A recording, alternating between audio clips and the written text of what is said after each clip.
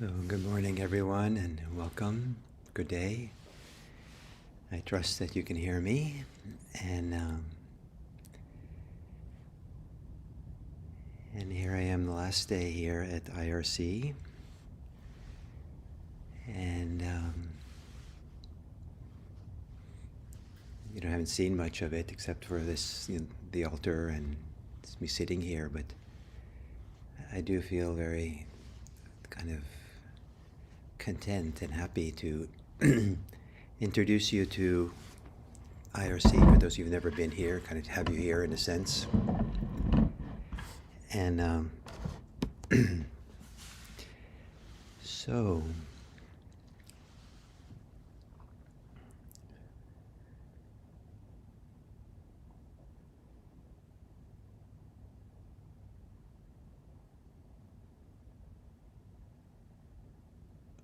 one of the wonderful expressions that I like is the two words together, breathing room. And since I do a lot of my time connected to my breathing, meditation throughout the day, as I go about things, it's kind of second nature for me to stay connected to breathing. The idea of breathing room, having room to breathe, such a, I think it's the sense of relief that people can have, and a space, to have a lot more personal space when we feel claustrophobic and feel really nice. To be in a large, vast, natural setting where it seems that the vastness of the setting can hold all of who we are without any judgment. That maybe in some ways I've been in some settings where it's vast, natural settings where I felt simultaneously very small, like a small little piece of this universe. And at the same time, kind of acutely aware of being alive and the sensations and the body, being conscious, being aware. And being aware of it, where there was lots of space to be as I am. And so meditation is a place to create space, to create room, to create time, lots of time. And maybe one definition of meditation is to give ourselves infinite time, as if we have all the time in the world, as if there is no time. Give ourselves all the space in the world, as if there's no limitation to the vast space in which we belong, or which holds us, or allows all of us to be. And one of the ways that Buddhism has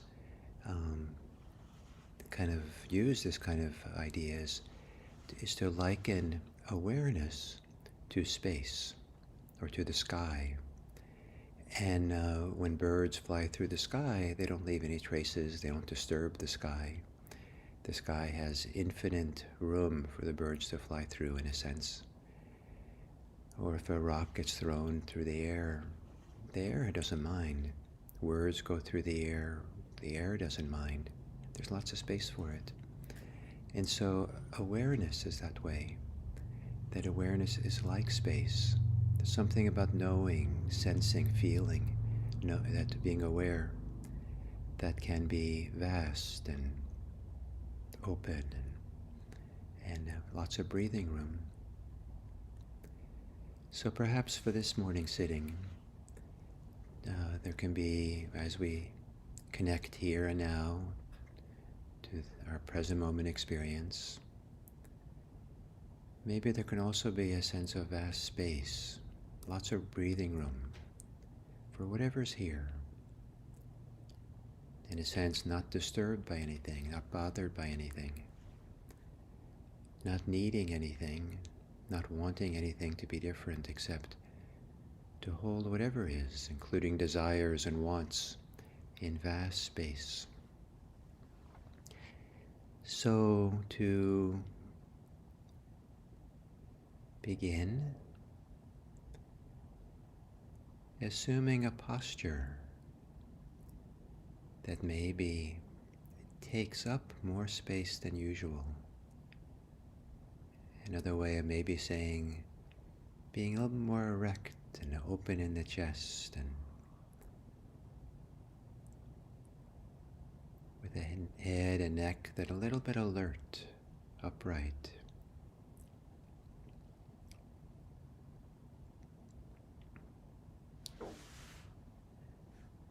Gently closing the eyes, and slowly, gently expanding the torso as you breathe in. Deep inhales.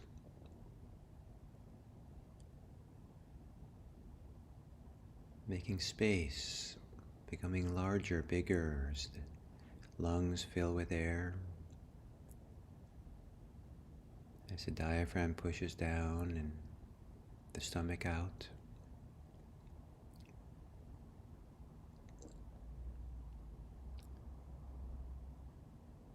And releasing, relaxing as you exhale.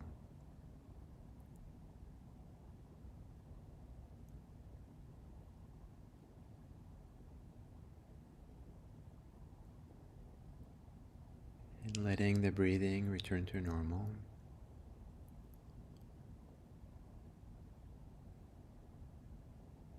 And as you inhale, maybe you can imagine that your awareness also expands now with the inhale. Expands out to stretch and to meet wherever in your body there is tension. Expand outward to touch, caress tension, tightness, as if it's no problem, but just being touched with the inhale, with awareness. And on the exhale, relaxing the tension, softening in the body.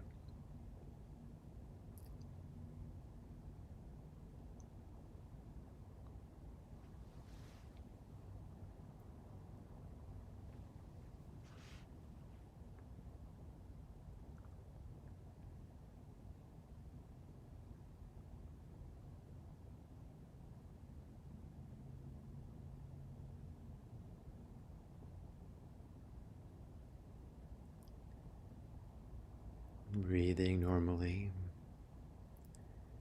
Imagine that you have lots of breathing room in which to breathe. Maybe there's a lot of space around your body. And imagining that 2, 3, 4, 5 feet distance from your body is a broad, soft, welcoming space into which to breathe in, breathe out.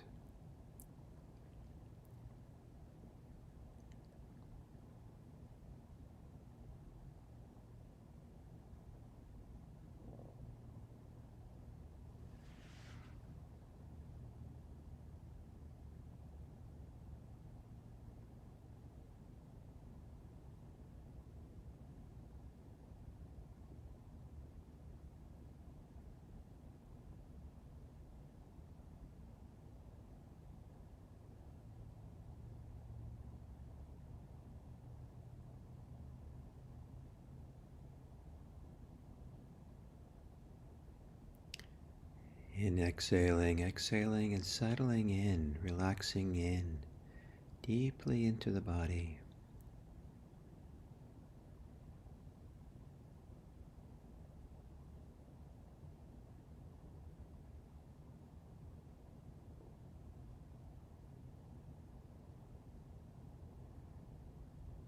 Inhaling from the depths of your body outwards,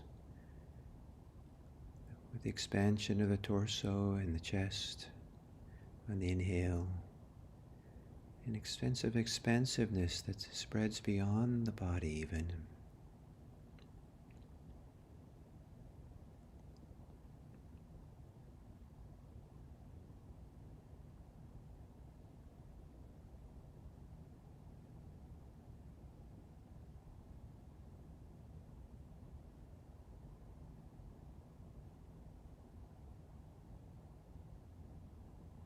Sometimes the more the thinking mind relaxes, quiets, the more space, quiet, silent space there can be for the breathing room, for all things that are occurring in the present moment.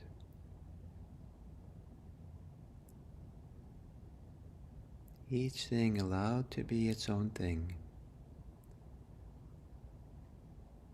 as it comes and goes.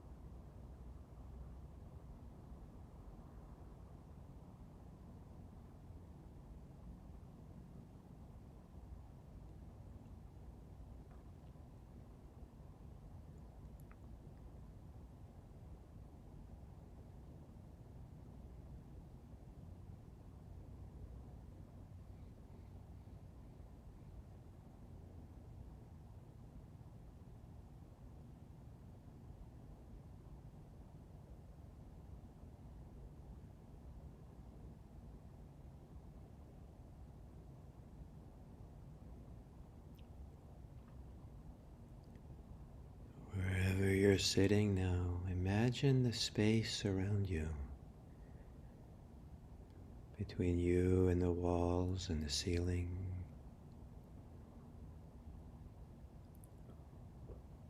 Or if you're outside, vast space beyond you. And however far away you can imagine the space, in a certain kind of way, that's the distance, how large the bubble of awareness is.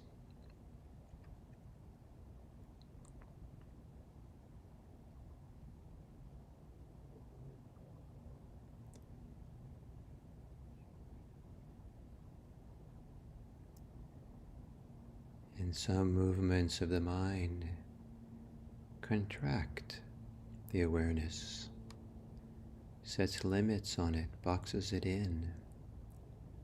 And other movements of the mind open it, expand it, with no limits. The Buddha said that greed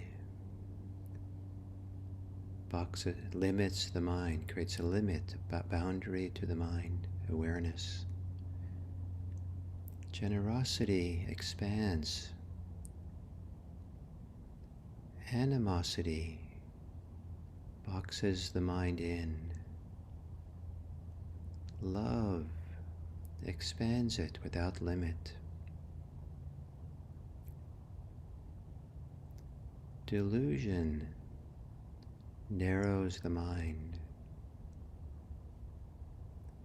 Wisdom makes awareness expansive.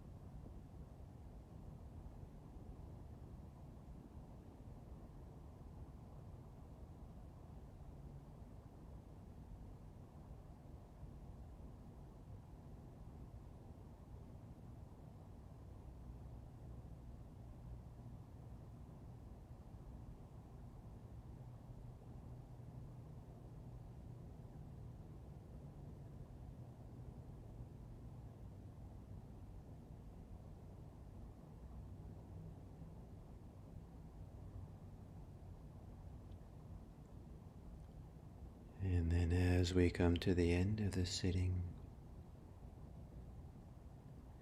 to mention that the love, the compassion that can flow out of Buddhist practice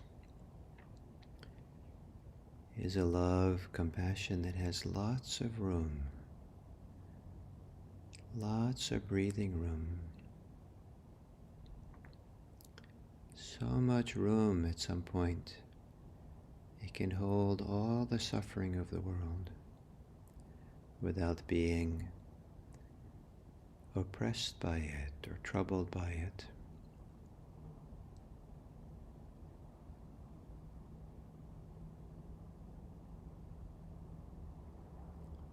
And it's an amazing phenomenon that the heart has the ability to be present for suffering without being troubled.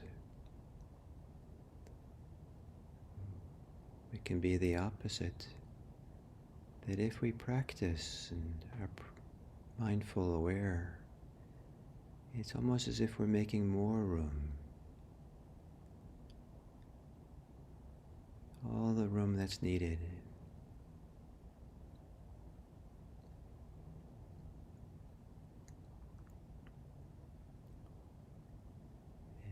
And by not being troubled, there's more opportunity, more space in our hearts to care, to aspire, to move into action, to care and care for others, care for oneself, to wish others well, to love others. May all beings be happy. May all beings be safe. May all beings be peaceful. And may all beings everywhere be free.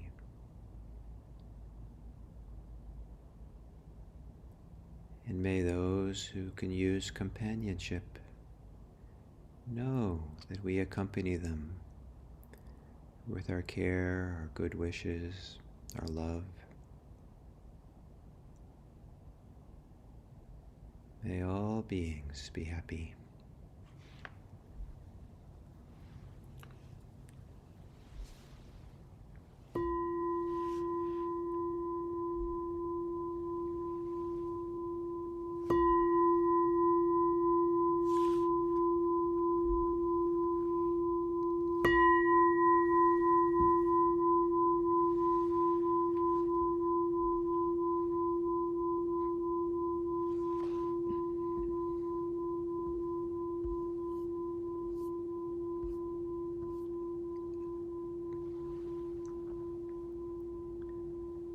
Thank you.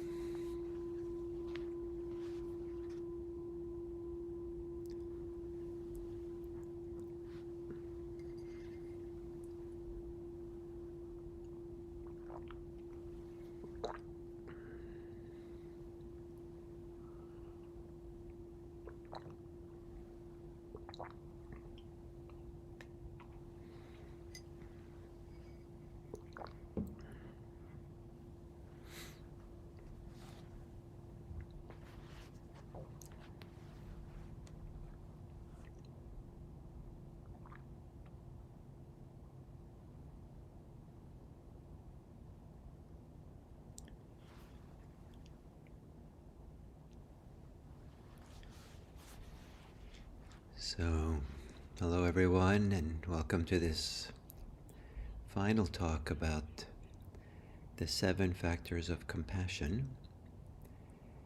And we've been talking about compassion for some time, 2 weeks ago and now this week. And one of the things I would try to convey is that there are many characteristics of compassion, or many supportive conditions that come together in order to have a healthy form of compassion.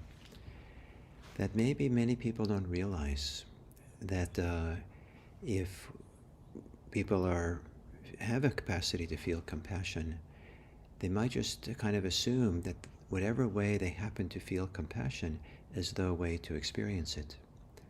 And it might be that in doing so, having just one way, that it might be a good way sometimes, but it might not be universally useful.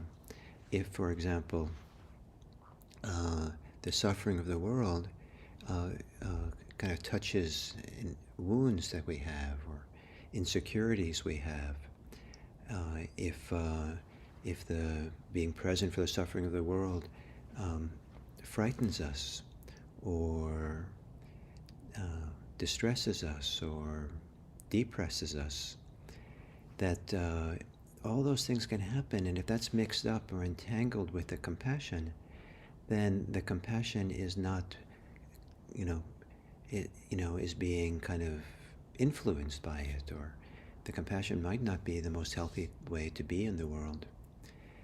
And to learn to bring in these other qualities to bear on a compassion and to have them included is a protection from the suffering of the world harming us and causing us to be exhausted and fatigued and troubled and depressed. It kind of keeps us fluid, keeps us open, keeps us kind of transparent in a certain way to the suffering of the world.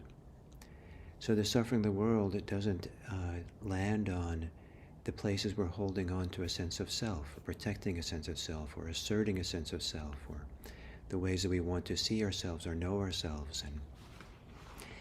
And so sometimes that suffering, it doesn't, get interfered with our desires and our animosities.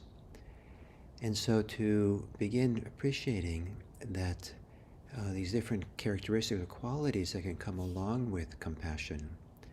So for example, that there's awareness that can come along, mindfulness that can come along, that there is a sense of investigation, of really seeing the distinction between being present for suffering in ways that cause harm to ourselves, limit ourselves, causes us suffering, in ways of being present with it that's more opening and freeing. To really feel that and see what's happening inside as we meet suffering. To be able to make effort, to be able to choose the fork, the path of less suffering, of less strain, less tension, that the path of creating more space, more peace, more openness around the capacity to meet suffering. To appreciate that compassion can come with a sweetness. In fact, if there isn't something that feels sweet or feels a rightness in it, then probably the compassion is mixed up with things which are unnecessary. And then we go back to the awareness practice to really see what's going on here. And back to making a distinction, seeing clearly the two paths of what leads to, what's leading us to feel stressed and what's leading us away from that. And then choosing it, acting on one, living in the one that's more beneficial. And then compassion can have a tranquility for it. And so if we're compassionate and we feel agitated, restless, that's it's very easy that to happen, and but to know that then the compassion is not going to be so clean or so spacious, or then we're more vulnerable to some of the kind of undermining ways that we can be impacted by suffering if we're agitated. And then the samadhi factor, a sense of being really at home, stable, unified, centered in this bubble of compassion, of care, of love. It's kind of like our home. We feel like we're home with it, as opposed to something that we should do, or we have to kind of gear up or tense up to try to have it, or constantly being distracted from it. And then finally, today, the equanimity factor of compassion. And sometimes it's hard for people to appreciate that compassion and equanimity can come together. So can be a very strong kind of feeling or idea that we have to, we're supposed to be distressed, we're supposed to be upset, we're supposed to feel the suffering of the world in a way that we suffer as well. And if we don't feel it that way and suffer, then we're not really connected to it. But in fact, we don't have to feel the suffering of the same suffering of the world. The feeling or sensing the suffering of others is a kind of a kind of a loving recognition. It's a kind of it's sensing without suffering. We're not suffering with them. Then it's a kind of, I don't know. I don't know if there's any hope then. But it is feeling them, knowing them fully. So there's a kind of accompanying, a kind of recognition, a kind of sense of capacity of caring and accompanying and respecting others, but without us suffering as well. And equanimity is part of that part of compassion, the capacity to be untroubled or unagitated or non-reactive in the encounter with suffering. And for some people hearing that, it can seem like, and then the compassion is aloof or indifferent. But in fact, it's the opposite. That the ability to have compassion, have lots of breathing room for suffering, lots of space for it without clamping down, without creating limits and contractions and tightness in awareness, actually allows us to be more fully present, to be more sensitive, to be more sensing and intuitive and attuned to other people. So one of the meanings of equanimity is a very satisfying, but kind of peaceful non-reactivity of the mind. And I say satisfying and peaceful because non-reactivity by itself can be a kind of a indifference or disassociation or something, like not caring, or kind of closing down, neutrality. But this is not a neutral state. It's very satisfying. It's a peaceful, and it's available to be present for things, and it's not reactive, and it's such a delightful kind of medicine, relief, joy for the mind to feel like the mind is not being hijacked by reactivity. It's kind of when we're no longer having a reactive mind, they can finally see, oh, now I'm home. Now, now I'm more fully myself.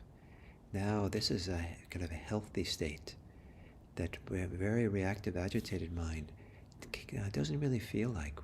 It might, if we don't know anything else, it might feel like that's who we are. But deep equanimity, it's more like, oh, now I am who I am. It's that satisfying. So so these 7 factors of compassion are reference points for understanding the full potential and the full beauty and the full strength of compassion. And so to have these as a kind of list to kind of refer back to when you're encountering suffering and feeling compassion and care for it, and bringing along mindfulness in the middle of it. Don't forget to be mindful, or recognize that mindfulness is coming along. Sense them, recognize how being careful about where the suffering is, where the freedom from suffering is the movement of compassion and effort and joy and tranquility and samadhi and equanimity. They're part of the reason why it's such a beautiful thing, reference point, and maybe sometimes practices to bring this along with compassion, is that um, when compassion is strongest and most healthy and most, I don't know, um, itself clean, these 7 factors of compassion come along with them effortlessly. We don't have to practice them, they're just there. And so if they're not there, then then we know where to work. We know what to explore and practice with, so we can evoke or release this natural capacity of compassion to have these 7 beautiful qualities. So it's a kind of a life work to explore this. It's not something that we can expect to do overnight or do well all the time, but rather, compassion is a wonderful mirror for ourselves to see ourselves better and see where we get hung up, see where we limit the mind or limit awareness to some more contracted state. And it's a lifetime exploration, and the idea of spending a lifetime on the journey of discovering and practicing and enacting and living by compassion. It's a great journey. It's a great adventure. It's a great kind of valuable treasure. It's a gift we do to ourselves and a gift we do to others. So may compassion be a heightened, these talks this week may give you a heightened appreciation, maybe even love for compassion, as it does a heightened appreciation and love for people, maybe all people that you meet. So thank you very, very much. And then I have some announcements. There's 3 announcements about the upcoming 7 a.m. YouTube program here, and a program at IMC tomorrow, and then a community meeting we have at IMC for online on Sunday. So first, I'll be away for the next couple of weeks, and then I'll be away for a couple of weeks in May, and then I'm going on a self-retreat in June. I'm going to go do a month-long retreat in a cabin somewhere. And so, the good part of the next, I guess 10 weeks or so, I'll be away. And we have wonderful guest teachers coming. I think they're all people who've taught here before on the YouTube. And it'd be nice if you would remember to support them a little bit as they teach. That kind of enriches our whole community in many ways. The other thing is, so tomorrow, for those people who live close enough to IMC, the Earth Care Committee at IMC is having a Redwood Creek. The Redwood City has a creek kind of running through it that goes down to the bay. And there's going to be a creek cleaning morning from 8:30 to 12. And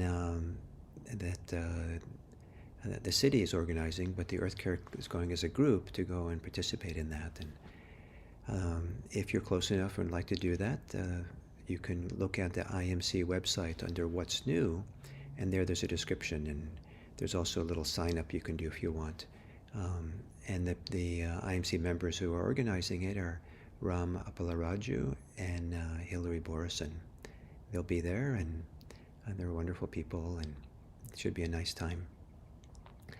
And then Sunday at 11 o'clock here in California, we have a online community meeting for anybody part of the IMC community or feels part of it or would like to be part of it, or just simply wants to learn a little bit about what's happening at IMC and the state, kind of the state of the union for IMC, and what's happening as we come out of the pandemic, and some of the issues around COVID here and how they're shifting, and some of the ideas for as we go forward from here. So I'll be hosting it, and the Zoom link is right now, it's available on the What's New on the homepage for IMC's website, where it's there as a little announcement, and also on the IMC calendar for Sunday at 11 o'clock California time. So I hope you come. I'd love to see you there or participate with you with that kind of event. And thank you all very much.